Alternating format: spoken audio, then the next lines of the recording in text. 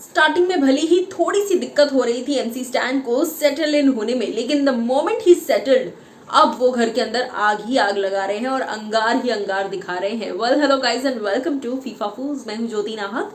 As I said कि Bigg Boss के घर के अंदर एमसी स्टैन की जब एंट्री हुई थी तो काफ़ी ज़्यादा उन्हें थोड़ी दिक्कत आ रही थी, वो एडजस्ट नहीं कर पा रहे थे, उन्हें घर के अंदर बाकी किसी के भी साथ वो वाइब नहीं मैच हो रही थी और वो अप्रिशिएट नहीं कर रहे थे। No appreciation bro. लेकिन अब ऐसा लगता है कि सब कुछ बदल चुका है, घर के अंदर सिचुएशन, घर के अंदर की इक्वेशन सब बदल रही है। जी हाँ, हाल ही में जो इंसिडेंट हुआ जहां पर सृजिता और सौंदर्य ने गोरी नागोरी पर माफ कीजिएगा, सृजिता और सुंबुल जिस तरीके से गोरी नागोरी पर भड़के, उन पर किचन एरिया के आसपास जिस तरीके की वो लड़ाई हुई और गोरी ने इस तरीके का कुछ एक्शन किया जो कि थोड़ा सा वियर्ड था, टू बी वेरी ऑनेस्ट। वो ज़रूरी नहीं था बट फिर भी गोरी ने किया।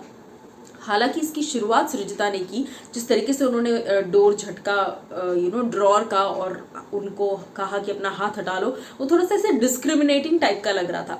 लेकिन इन सारी चीज़ों पर एमसी स्टैन जिस तरीके से सामने आए और गोरी को, क्योंकि वो अपनी बहन मान चुके हैं ऑलरेडी, और जिस तरीके से गोरी के साथ उन्होंने कदम से कदम मिलाकर उनके लिए आवाज़ उठाई, सपोर्ट किया, वो बात बाहर एमसी स्टैन फैंस को वाकई काफ़ी अच्छी लगी है। और एमसी स्टैन के लिए फैंस ने ट्रेंड करना शुरू कर दिया है। जी हाँ, और जो ट्रेंडिंग हो रही है वो हो रही है वी फील यू स्टैन। जी हाँ, उसी के साथ साथ फैंस जो है सोशल मीडिया पर तकरीबन 40 से 50 हज़ार ट्रेंड्स एमसी स्टैन के नाम हो रहे हैं और वहाँ पर जो हैशटैग है ट्विटर पर वो है, जैसा मैंने कहा, वी फील यू स्टैन। जी हाँ, और सारे के सारे स्टैन फैंस काफ़ी ज़्यादा खुश हैं। स्टैन आर्मी जो है वो एक्साइटेड भी है कि पहले तो स्टैन को शायद समझ नहीं आ रहा था गेम, लेकिन अब धीरे धीरे उन्हें समझ में आ रहा है ग्रुप्स कहाँ बन रहे हैं, क्योंकि वो अब्दू को, शिव को और साजिद को ये बताते नजर आते हैं कि देखो उस तरफ का एक ग्रुप बन चुका है ऑलरेडी, अपने को इधर रहना है और अपने को इधर खेलना है। गोरी का पूरा साथ निभाते हैं।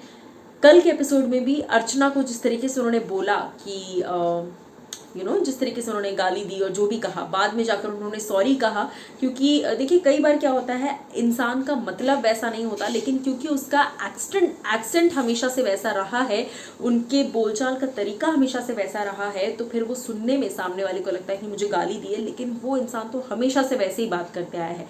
आई एम नॉट सेइंग कि स्टैन ने जो कहा वो सही था, लेकिन कहीं ना कहीं उनकी बात करने का तरीका ही वो है, इसलिए वो समझ नहीं पाते कि कब उन्होंने क्या बोल दिया है, बट बाद में जाके उन्होंने सॉरी कहा, नो डाउट।